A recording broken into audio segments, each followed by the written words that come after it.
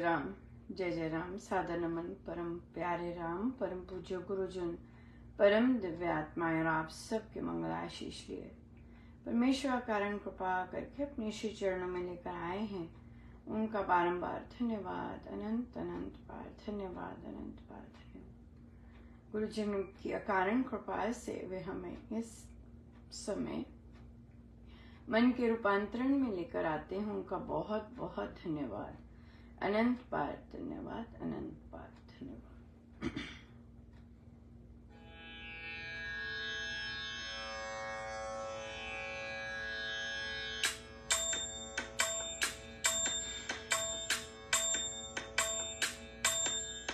बंदा सोचे मैं किया करनहार करतार, बंदा सोचे मैं किया करनहार करतार, तेरा किया न होवेगा होवे होवनहार, तेरा किया न होवेगा होगा होवनहार।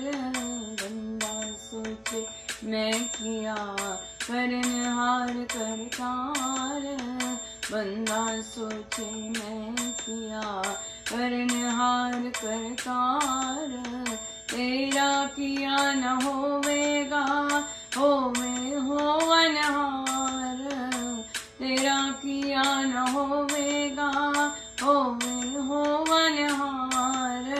बंदा सोचे मैं किया करनहार करतार, बंदा सोचे मैं किया करनहार करतार, तेरा किया न होवेगा होवे होवनहार, तेरा किया न होवेगा होवे होवनहार।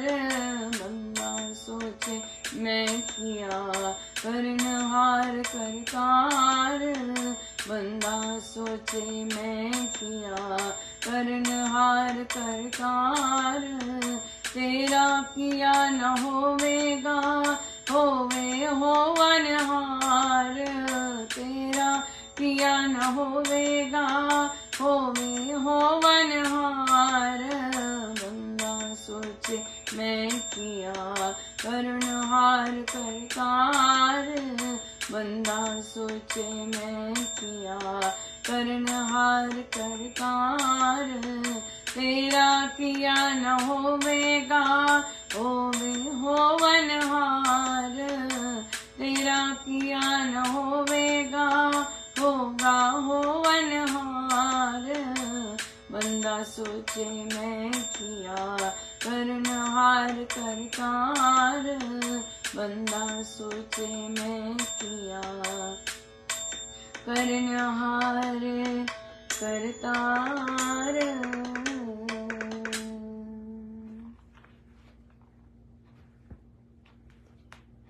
श्री कथा प्रकाश जी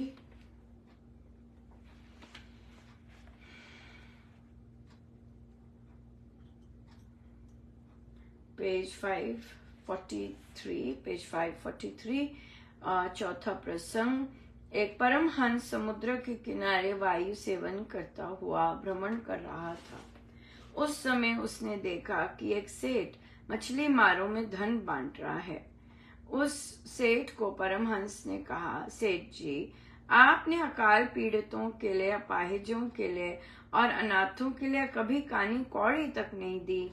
आज क्या कारण है जो आप यहाँ थैलियां उलटकर ठनठनाते रुपए बांटते जा रहे हैं?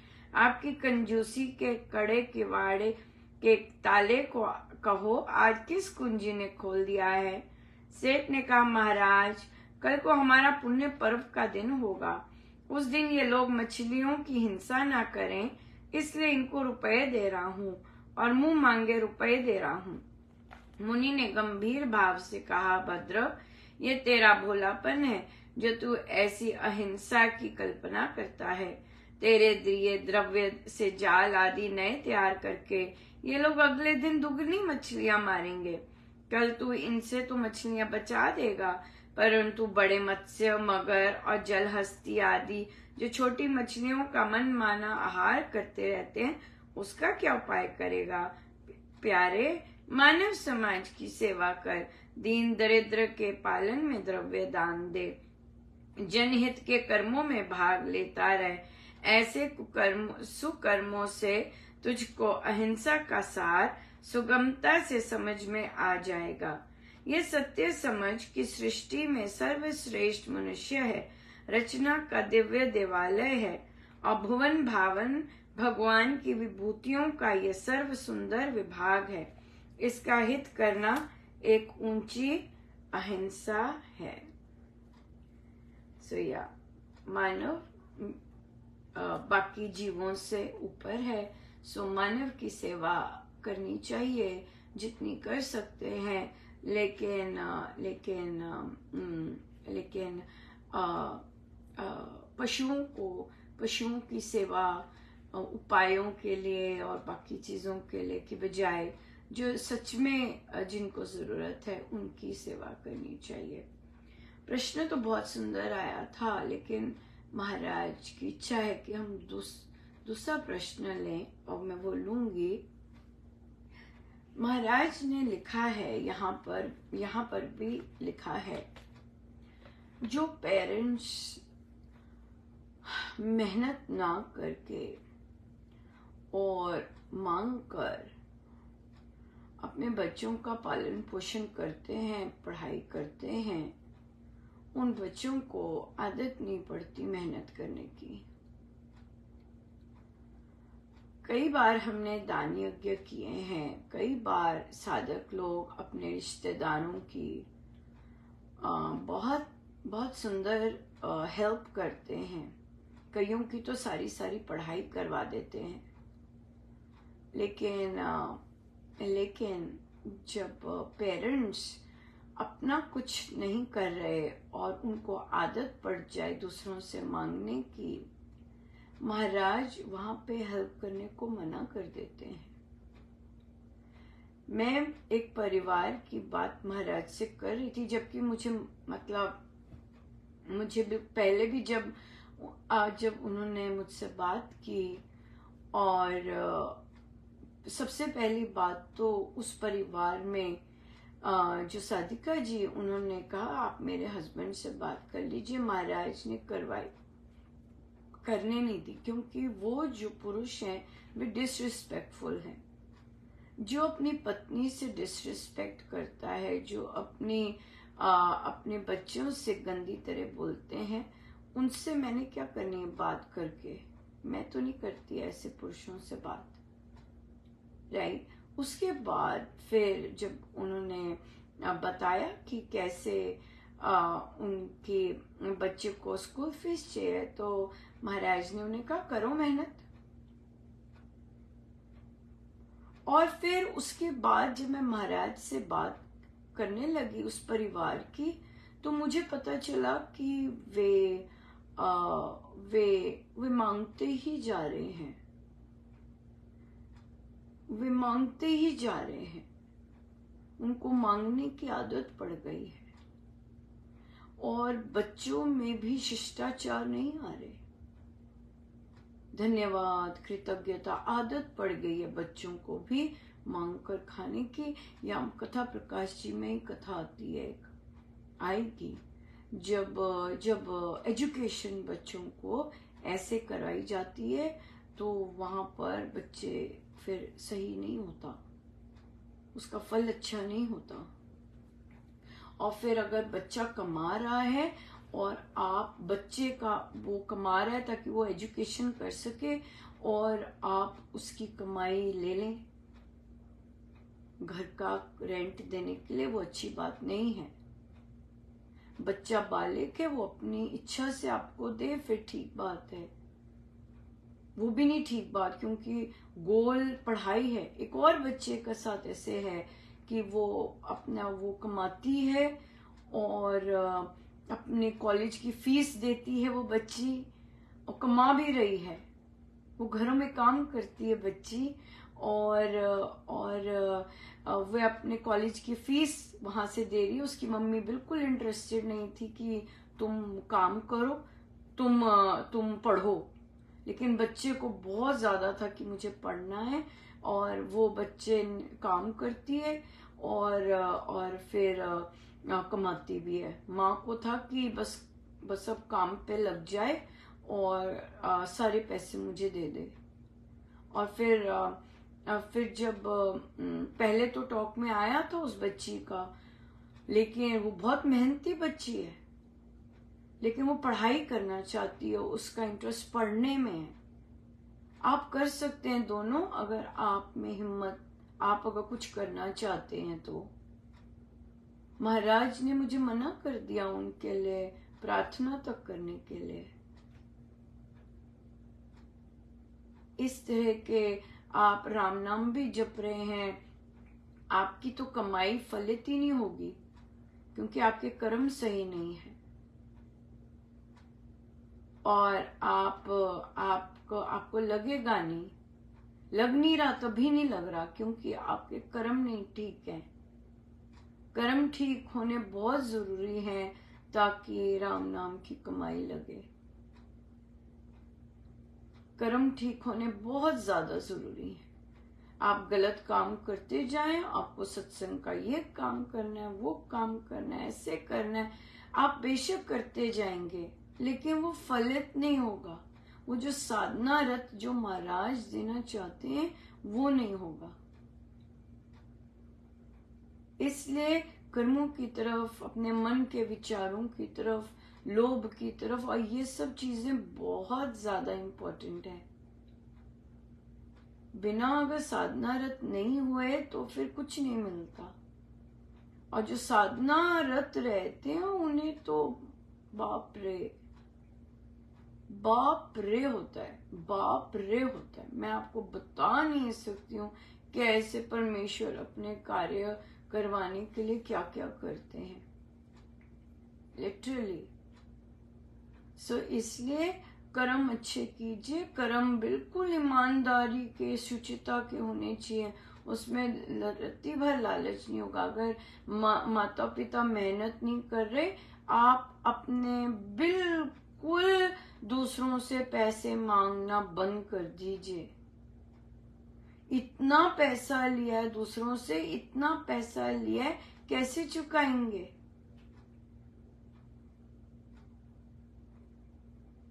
This is very serious. आपको मेहनत करनी है। मेहनत नहीं करते और देखते हैं वो पैसा तो आया नहीं है, चलो किसी से मांग लेते हैं। और देने वाले भी दे देते हैं कि कंडीशन कैसी है। और उधार, पता है कि उधार नहीं दे सकेंगे, वापस नहीं देंगे ये वाला पैसा। सो बिल्कुल नहीं, अपने बच्चों को ऐसे पैसे से मत पढ़ाइएगा, बरकत नहीं होगी। ऐसे पैसे में, ऐसी पढ़ाई में कोई बरकत नहीं है, क्योंकि बच्चों को हार्डवर्क करना नहीं आता। आजकल के बच्चे वैसे भी डेलिकेट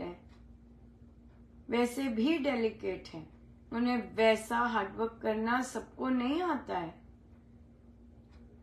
लेकिन फिर भी पेरेंट्स को तो पुश करते ही रहना ना। पेरेंट्स ने तो गलत संस्कार नहीं देने हैं, नहीं दे सकते आप। हम सब नहीं दे सकते गलत संस्कार बच्चों को। हमें हर पल महाराज देख रहे हैं, और हमें हर पल बच्चे एडल्ट हो जाते हैं, चयन उनका होता है। लेकिन चयन के साथ आप अगर वो एक चयन करते हैं तो फिर उस चयन में पेरेंट्स को अपने बच्चे को ढीला नहीं होने देना। खुद मेहनत करोगे तभी तो बच्चे करेंगे मेहनत। गरीबी है, गरीबी मेहनत से जा सकती है। सारे लोग घर में हट्टे कट्टे हैं, बिल्कुल जा सकती है गरीबी। और राम नाम से तो बहुत जल्दी जाती है अगर अच्छे कर्म कर रहे हैं तो। पर कर्म अच्छे नहीं है तभी बरकत नहीं हो रही है, लीक होता जा रहा है। और अगर प्रभु दे भी रहे हैं पैसे, जहां से भी दे रहे हैं वो लगेगा नहीं। ध्यान रखिए इन बातों का, बिल्कुल ध्यान रखिएगा। लोगों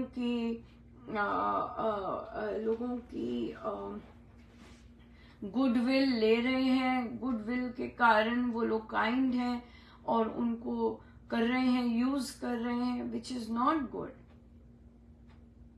विच is not good at all, right. So आते हैं जो ओरिजिनल क्वेश्चन था कि ये जो हमने जाप शुरू किए हैं, और ये एक डॉक्टर की तरफ से क्वेश्चन आया, साधिका जी की लेन में रहती हैं वे, और वे जाप पे आई और देखिए कितना सुंदर क्वेश्चन पूछा। कहते ये जो जाप, तो उन्होंने कहा आप आइएगा और बहुत सुंदर ऊर्जा होती है, बहुत सुंदर एनर्जी होती है। तो डॉक्टर कहते हैं, पूछती हैं वे कि इस ऊर्जा का फिर क्या करें। Very nice, very intelligent, right. कि आप कह रहे हैं बहुत अच्छी ऊर्जा होती है, बहुत अच्छा वाइब्रेशंस होती हैं, तो अब बताइए मैं इस ऊर्जा का क्या करूं।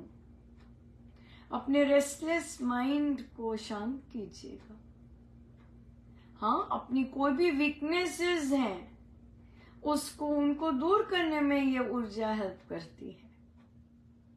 हाँ, कोई कॉम्प्लेक्सेस हैं, कोई फियर्स हैं, कोई चैलेंजेस हम फेस नहीं कर पा रहे, उनको फेस करने के लिए ये ऊर्जा हेल्प करती है।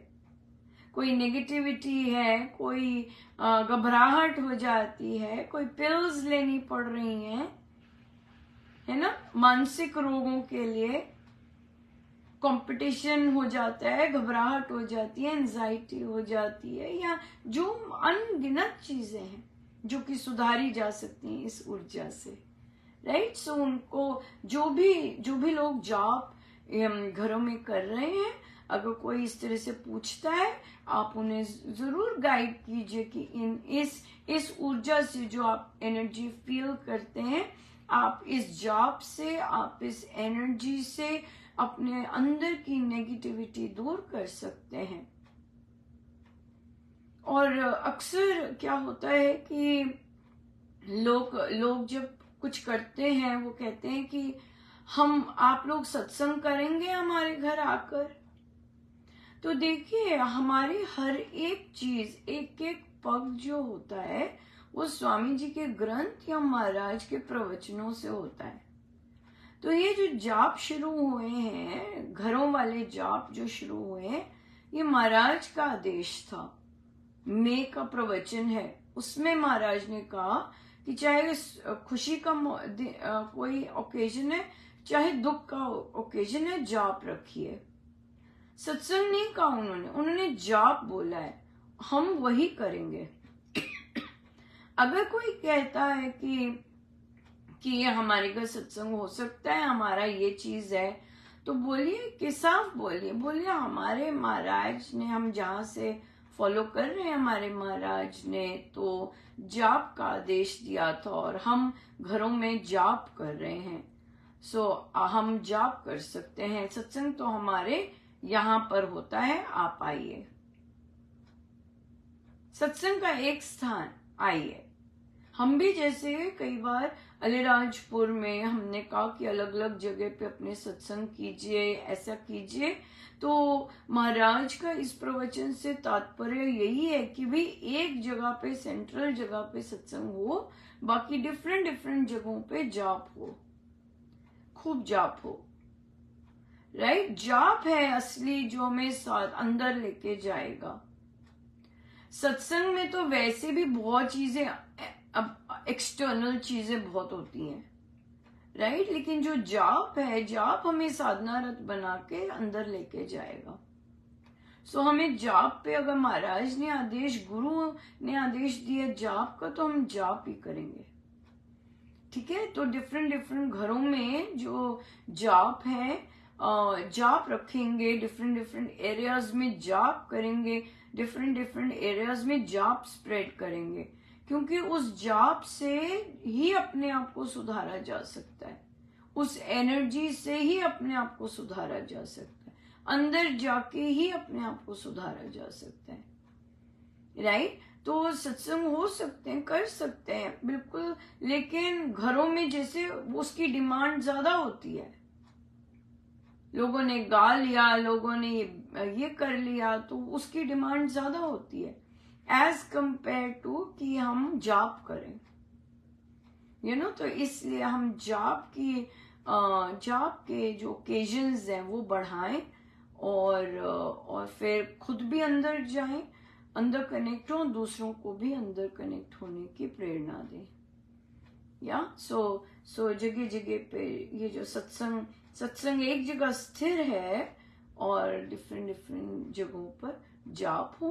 और अब जैसे बहुत डिफरेंट एरियाज भी होते हैं, जैसे सैटेलाइट हो रही है, एक करें जरूर, मंथ में एक अमृतवाणी जी का पाठ करें, लेकिन जाप की संख्या बढ़ाएं।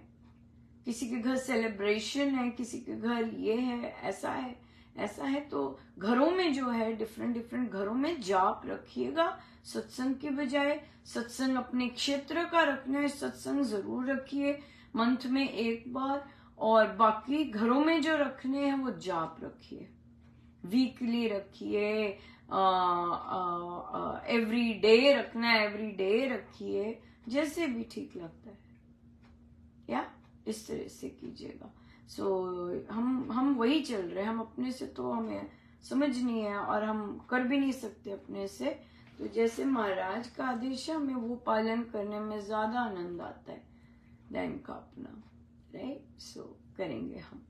आइए हम सीधे होके बैठे।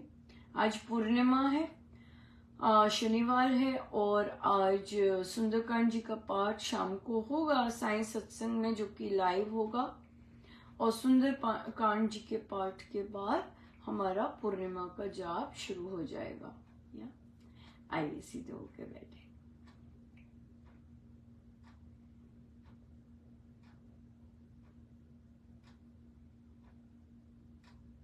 अपने प्रभु, अपने गुरुजनों के श्री चरणों में बारंबार अनंत